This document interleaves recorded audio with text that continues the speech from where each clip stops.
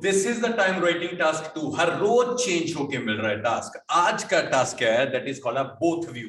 मैंने जो ये क्लासेस आप लोगों के लिए बनाई हैं, मतलब अग्री डिसअग्री का, डायरेक्ट क्वेश्चन का, एडवांटेज डिसएडवांटेज का, अब बारी आ गई बोथ व्यूज की। मतलब टाइप्स चेंज करते जा रहे हैं और डेफिनेटली आप लोगों के लिए वैल्यूएबल होगा और बहुत अच्छे तरीके से सीखोगे। स्टेटमेंट रीड आउट करिए सबसे पहले, और याद रखिए जो भी स्टेटमेंट आपको मिलेगा आपकी लाइफ के रिलेटेड ही मिलेगा। जैसे in some cultures the old age is more valued while in some culture the youth is more valued। मतलब कुछ कल्चर ऐसे हैं जिसमें बुजुर्ग लोगों को प्रेफरेंस दी जाती है और कुछ कल्चर ऐसे हैं जिसमें यूथ को प्रेफरेंस दी जाती है। Discuss both views and give your on opinion. मतलब जो टॉपिक है बोथ व्यूज का है कि कोई तो कल्चर ऐसा है जो यूथ को प्रमोट करता है कि यूथ होना चाहिए हमारे पास, मगर कोई कल्चर ऐसा भी है जो कहता है कि हमारे पास बुजुर्ग होने चाहिए, ओल्ड पीपल की वैल्यू वहां पे है। बोथ व्यू मतलब एक बॉडी में ओल्ड का, एक में यूथ का, बस बात खत्म। वही 4 point, main point, explain, example और रिजल्ट, बात खत्म। सारे के सारे टॉपिक एक जैसे हैं, ये कंफ्यूज करने के लिए टाइप्स अलग अलग बनाई हुई हैं। इंट्रोडक्शन, बात साफ करते हैं। दो चीजें, रीफ्रेज और थीसिस। हर बार आपको टीच करता हूं दो चीजें, क्या क्या, रीफ्रेज और थीसिस। इसमें करना क्या है, आप लोगों ने जो ये स्टेटमेंट यहां तक वैल्यूड तक है इसका रीफ्रेज करना है, और जो हमारा नेक्स्ट क्वेश्चन है, here we go, that is called discuss both views, और ये हमारा जो थीसिस बनेगा इसका। अगर हम इस चीज को ट्रांसलेट करते हैं रीफ्रेज में, in some culture the old age is more valued while some culture youth is more valued। देखो मैंने किस तरीके से इसको लिखा, मैंने लिखा इंडिविजुअल्स ऑफ डिस्टिंक्ट ट्रेडिशंस। मतलब डिस्टिंक्ट ट्रेडिशन क्या हो गया, अलग अलग कल्चर की, मतलब जो इंडिविजुअल्स हैं बच्चे, जो लोग हैं, अलग अलग कल्चर के जो लोग हैं, have varied attitudes towards age. मतलब एज को लेके तो उनका एटीट्यूड बिल्कुल डिफरेंट है। इन फ्यू नेशन, कुछ नेशन में, दे अप्रिशिएट ओल्ड पीपल। मतलब कुछ तो लोग ओल्ड पीपल को प्रेफर करते हैं। However, some countries ponder that young can contribute more to the society। मतलब साफ है यहाँ पे, ये हो गया रीफ्रेज। और रीफ्रेज में हमने कोई नई चीज नहीं की, जो हमारे सामने था हमने उसी को ऐड किया। जो ऊपर हमें क्वेश्चन दिया हुआ है हमने उसको सिनोनिम में यूज किया। बात ऊपर वाले और नीचे वाले की सेम है, it is called a rephrase. कोई भी बच्चा अपनी मर्जी से कर सकता है, ये नहीं है कि सर आपको ही कॉपी करना है, अपनी चॉइस है, आप वैसे भी कर सकते हो। तो थीसिस में क्या पूछा है, डिस्कस बोथ व्यू और अपना ओपिनियन मैंने बताया। This essay will intend to examine both perspective. ये जो एसे होने वाला है ये दोनों पर्सपेक्टिव की बात करेगा। As far as I concern, जहां तक मैं कंसर्न करता हूं, I am in the favour of former view. Former view कौन सा है, ओल्ड एज वाला। मतलब उन्होंने ये भी पूछा था ना, गिव योर ऑन ओपिनियन, तो मैंने अपना ओपिनियन क्या बताया कि भाई जी मैं फॉर्मर व्यू के साथ हूं। मतलब क्या हो गया यहाँ पे, एक रीफ्रेज हो गया जो स्टेटमेंट को आपने सिनोनिम से किया, और उसने पूछा बोथ व्यू और गिव योर ओपिनियन, तो मैंने बोला कि भाई ये ऐसे है, इसमें मैं आपको दोनों व्यूज और उसका ओपिनियन है वो बताऊंगा।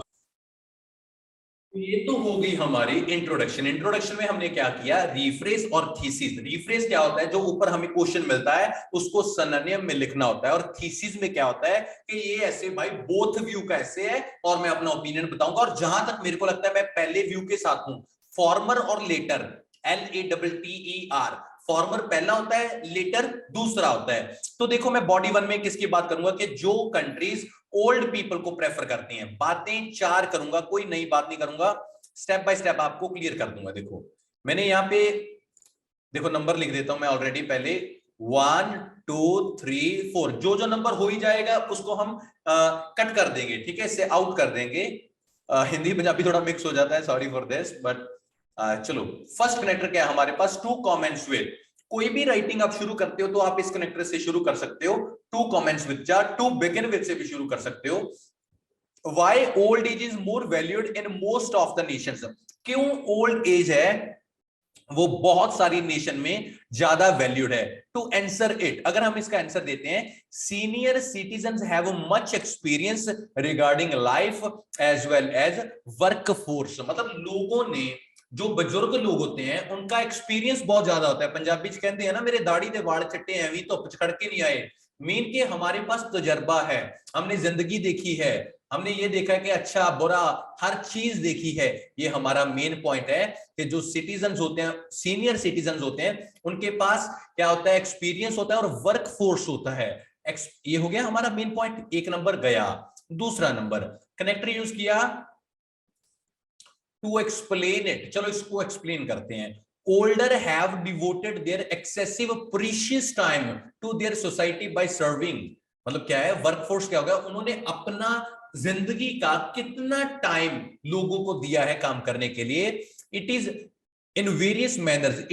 It not only assist them to grasp adequate knowledge about community but also make them capable to be tenacious.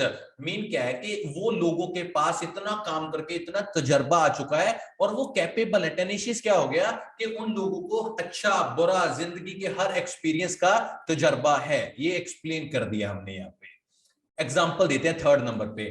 Example के लिए कनेक्टर क्या यूज किया, for instance in most of countries grandparents are the head of the family. बहुत सारी countries हैं जहां पे grand parents head होते हैं। As every task is performed under their attentiveness along with their advises. मतलब वहां पे उन फैमिलीज में जो भी काम होता है उनकी इजाजत के बिना नहीं होता, उनके एक्सपीरियंस के साथ ही काम होता है। इंडिया में ऐसा ही है, पंजाब में तो ऐसा है खास तौर पे, बाकी सारे इंडिया में भी ऐसा ही है कि जहां पे बुजुर्ग होते हैं वो हेड होते हैं फैमिली के और उनके कहने पर ही सब कुछ होता है। द रीजन क्योंकि उनके पास तजर्बा है, जिंदगी का एक्सपीरियंस बहुत ज्यादा है। तो इसका रिजल्ट क्या निकलेगा, चलो रिजल्ट के लिए कनेक्टर यूज किया, as a result old age is more valued in most of the nation. मतलब क्या है कि जो ओल्ड एज है वो बहुत ज्यादा वैल्यूड है बहुत सारे देशों में, बहुत सारे नेशंस में। ये देखिए सबसे पहला कलर मैंने कौन सा किया, ये वाला रेड। इसमें मैंने बताया कि बुजुर्गों को क्यों, क्योंकि उनके पास एक्सपीरियंस है। अगर यंगस्टर्स को किसी बहुत बड़ी पोस्ट पे कर दोगे वो तो युद्ध करवा देगा, वॉर करवा देगा, खून खौलता है ना उन्होंने, अच्छा उन्होंने एक गोली चलाई तोप चला दो। तो ऐसा नहीं है ना, क्योंकि जो बुजुर्ग होते हैं उनके पास तजर्बा होता है, वो सोच समझ के बात करते हैं। एक्सप्लेन में हमने क्या बोल दिया कि उन्होंने अपनी कंट्री को सर्व किया होता है, अपनी एज अपनी उम्र निकाली होती है लोगों की सेवा करते करते। एग्जांपल में मैंने बताया बहुत सारी कंट्रीज में जो ग्रैंड पेरेंट्स होते हैं वो हेड होते हैं और इसका रिजल्ट क्या निकला कि जो ओल्ड एज है बहुत सारी नेशन में ये बहुत ज्यादा वैल्यूड होती है। मतलब एक बॉडी पैराग्राफ में हमने ओल्ड एज को बता दिया। चलो दूसरे बॉडी पैराग्राफ में बात आती है, हम बात करेंगे दैट इज कॉल्ड के यंगस्टर्स हैं जो उनको 4 पॉइंट्स, बिल्कुल 4 पॉइंट्स देखते हैं 4 कौन से। तो इसके लिए हमने क्या किया, 4 पॉइंट्स को मेंशन करने के लिए लुक एट हियर 1 2 3 4। बस मेरी ये बात मान लेना, एग्जाम में ये 4 पॉइंट का पल्ला मत छोड़ना, एग्जाम क्रैक कर दोगे। हाउएवर पता है क्यों लिखा, क्योंकि बॉडी 1 से अलग बात करने वाले हैं, उल्ट बात करने वाले हैं। There are various reasons how youth is considered more valued. बहुत सारे रीजन है कि यूथ को बहुत वैल्यू दी जाती है। Primary the major factor behind this probably due to the fact that they are future of nation. Very good. ये कई लोग कहते हैं ना जो यूथ है वो नेशन का फ्यूचर है, जो बुजुर्ग है वो बोलते हैं कि अरे यार इन्होंने तो अपनी एज निकाल ली, अब हमने इनसे क्या करना। बहुत सारे देश ऐसे भी हैं जो यूथ को ही प्रमोट करते हैं कि ये हमारा फ्यूचर है, इनकी केयर करो। तो यूथ का हमने मेन पॉइंट दिया, इसको करते हैं हम एक्सप्लेन। टू इलेबोरेट इट, इसको इलेबोरेट करते हैं। When authority will pay more attention towards youngers and young will become educated by acquiring suitable knowledge and significant skill such as management। अगर क्या होगा, अथॉरिटी ज्यादा ध्यान दे किनके ऊपर, यंगस्टर्स के ऊपर, जो सुटेबल नॉलेज उनको मिले, एक सिग्निफिकेंट स्किल उनको मिले, वो देश का फ्यूचर बने। Example, for example, a survey was revealed in 2017 in China. Most of employment sectors were occupied by new generation which had raised the level of economy। Very good। क्या हुआ कि China वालों ने 2017 में जितनी एम्प्लॉयमेंट थी सारी यंगस्टर भर्ती कर लिए और इससे उनकी इकोनॉमी का लेवल है वो बढ़ा, क्योंकि काम करने की क्षमता तो डेफिनेटली यंगर में होती ही होती है ना। तो इसका रिजल्ट क्या निकलेगा, 10 it is advantages for government to invest on youth. तो सरकार को यूथ के ऊपर इन्वेस्ट करना ये एडवांटेजेस है। मेन पॉइंट कि यूथ फ्यूचर होता है। एक्सप्लेन कि सरकार अगर यूथ के ऊपर पैसा लगाए, उनको सुटेबल नॉलेज मिले, सिग्निफिकेंट स्किल मिले, तो देश कामयाब हो जाएगा। एग्जांपल में बताया कि चाइना ने 2017 में सारे जो सेक्टर थे उसमें यंगस्टर्स को भर दिया, और डेफिनेटली वो क्या हुआ, उनका जो इकोनॉमी लेवल है वो बहुत बढ़ गया, और इसका रिजल्ट क्या निकला कि यूथ पे इन्वेस्ट करना ये बहुत अच्छी बात है। मतलब एक बॉडी पैराग्राफ में हमने बताया कि ओल्ड पीपल की प्रेफरेंस, और एक पैराग्राफ में हमने बताया कि यूथ की प्रेफरेंस। बारी आ गई कंक्लूजन की, और कंक्लूजन को लिखने का बहुत अलग तरीका होता है इसका, बोथ व्यू का। इसमें क्या करते हैं, इन कंक्लूजन सबसे पहले लिखा although young people have a big hand in advancement of nation. देखो, जिस आपको थीसिस में बताया था कि as far as I am concern in favour of former notion, former कौन था, पहला नोशन कौन था, ओल्ड पीपल। याद रखो, जिस नोशन में जाओगे उसको आपने लास्ट पे लिखना है, ये अच्छी बात है। जिस नोशन में आप जाओगे तो उसमें लास्ट में लिखना है। आपने क्या किया, ऑल्दो लिखा। जिस तरफ आप नहीं थे, आप यंग की तरफ नहीं थे, तो आपने BP2 को पहले यहां पे लिख दिया। उसके बाद येट आई बिलीव, क्योंकि उन्होंने बताया था गिव योर ओन ओपिनियन, तो मैं अपना ओपिनियन भी यहीं पे मेंशन करूंगा। I believe that senior citizen should be more valued, senior citizen हैं उनको ज्यादा वैल्यू देनी चाहिए, as their prominence as well as experience could not be neglected। उन्होंने जो देश को सेवा दी है और उनका जो तजर्बा है उसको हम नेग्लेक्ट नहीं कर सकते।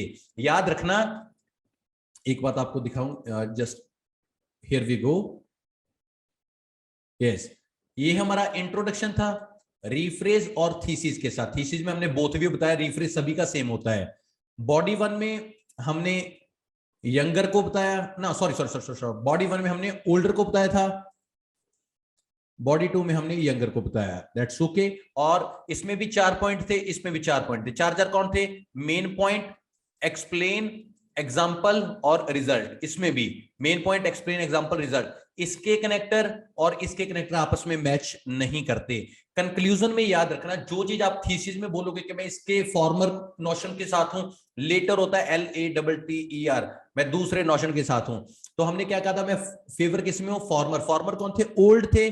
तो याद रखना कंक्लूजन में क्या करना है आपने, इन कंक्लूजन लिखा ऑल्दो, जिसके साथ आप नहीं हो उसको लिखना है येट आई बिलीव, और जिसके साथ हो आप फॉर्मर के साथ है तो आपने फॉर्मर को लास्ट पे लिखा। दैट्स इट, ये कंप्लीट ऐसे 6 आउट ऑफ 6 बैंड आप इसमें टास्क 2 में गेट कर सकते हो।